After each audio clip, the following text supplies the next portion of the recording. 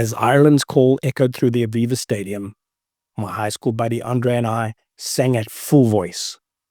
Two South Africans belting out the anthem of a country that had once been my second favorite rugby team.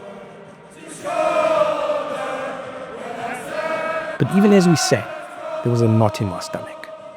A reminder that something had shifted between me and Ireland since the 2023 Rugby World Cup. I arrived in Dublin with a small emotional bruise. My grandmother was Irish. But in that 2023 Rugby World Cup pool match, when Ireland beat us and celebrated like they'd already won the entire tournament, something changed. Online, things between the supporters got sharp and petty. My affection for Ireland faded. Part of this trip was simple. See the Springboks at a stadium I dreamed of being at since being a child. But the other part was quieter. I wanted to know if the real Ireland, the respectful, passionate, humble rugby culture I had admired, still existed beneath the noise. Got into the Aviva Stadium an hour early, and something shifted. The cold air, and the pitch sitting exactly where the old Lansdowne Road stadium once sat. I wasn't just here to watch rugby. I was giving myself and Ireland a chance to reconnect. Friday at the Guinness Storehouse, surrounded by South African friends and Springbok jerseys, felt like the perfect start. On Saturday, meeting Andre, Rob, many other old greys, and countless new South African friends. Felt and looked like a reunion. Springbok-clad supporters everywhere. If you didn't know better, you would swear it was a home game for South Africa. Beneath all this noise and camaraderie was a simple truth. After a lifetime of watching Lansdowne Road on TV and dreaming of being there, I was finally there. As the anthems began, everything fell into place. South Africa's anthem sounded powerful.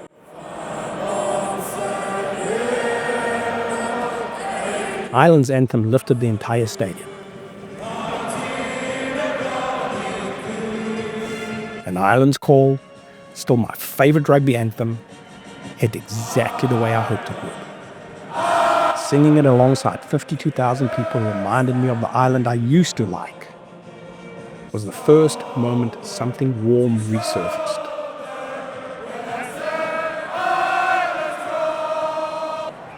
"20 minutes in, the match began to unravel. Ireland's discipline collapsed. 4 yellow cards, 1 red card. At one point, they were down to 12 men. The competitive test match I'd flown across the world for simply vanished. Scrum, penalty. Scrum, penalty. Scrum, penalty. We dominated in every way. South Africa should have scored 2 or 3 more tries, but instead chose to scrum Ireland into the ground. It was dominance. But not the Aviva experience I'd imagined as a kid.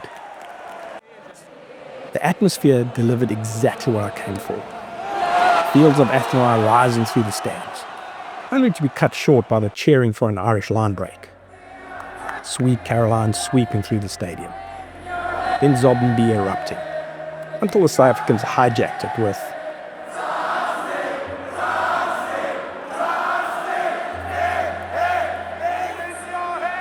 chaotic, funny, strange, unforgettable. Even as the match fell apart, the energy stayed shared, lifting the experience into something bigger than the scorecard. Because despite the cards and the chaos, small moments kept pulling the experience upward. Moments that reminded me what rugby supporters are actually like in person, not the online version that creates division.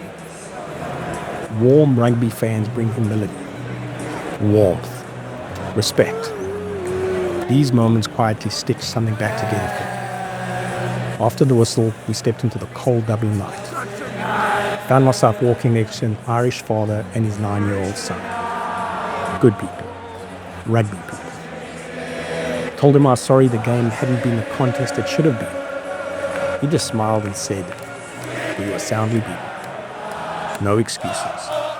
No resentment. Just honesty. As we walked together up Lansdowne Road, Springbok and Irish supporter arm in arm, something inside me softened. Back at the hotel, Irish supporters were warm and generous. They bought me drinks. No one blamed the referee. Every single one acknowledged the loss with humility and humor. And somewhere in those conversations, the affection I'd lost after the World Cup came back. Not because of the match, but because of the people. Leaving Dublin, I realized something simple. The true soul of rugby isn't found online, and it isn't defined by the scoreline. It lives in the walk after the match, where rivals become companions, where respect outlasts rivalry, and where supporters remember why they loved this game in the first place. I came to Dublin hoping to see the Springboks win, and they did. But the real victory was rediscovering the Ireland that I admired, the one defined by humility, humor, and heart. It's still very much alive, and that is what I carried home.